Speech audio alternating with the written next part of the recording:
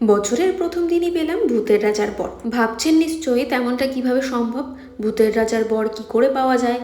আসলে 1 জানুয়ারি আমরা খেতে গিয়েছিলাম ভূতের রাজা দিল বরে। যারা খেতে ভালোবাসেন তারা কম বেশি সকলেই এই রেস্তোরাঁর ব্যাপারে জানেন। অনেক দিন ধরেই আমাদের এখানে খেতে যাওয়ার ইচ্ছা ছিল, কিন্তু যাওয়া হচ্ছিল না। তাই ভাবলাম বছরের প্রথম দিনটাই সেখানে গিয়ে জমিয়ে খাওয়া দাওয়া করবো। সকাল সকাল স্নান টান সেরে বেরিয়ে পড়েছিলাম আমরা দুজনে।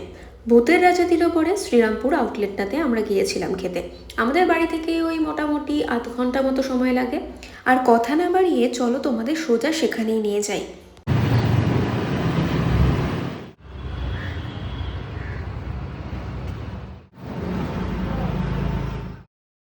ওখানে গিয়েই আমরা প্রথমে অর্ডার করেছিলাম চিংড়ির কাটলেট।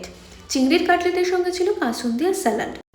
মেন কোর্সে আমরা অর্ডার করেছিলাম ভাত, মানে একদম প্লেন সাদা ভাত, তার সঙ্গে কচু পাতা দিয়ে চিংড়ি আর চিকেন ডাক বাংলো। চিকেন ডাক বাংলোর সঙ্গে কিন্তু একটা ডিমও ছিল। আরও একটা জিনিস আমরা অর্ডার করেছিলাম, তার ভিডিও অবশ্য করা হয়নি, সেটা হচ্ছে গন্ধরাজ ঘোল। আর শেষ পাতে ওরা কিন্তু দিয়েছিল একটা করে পান। সব মিলিয়ে বছরের প্রথম দিনটা আমাদের বেশ ভালোই কাটলো।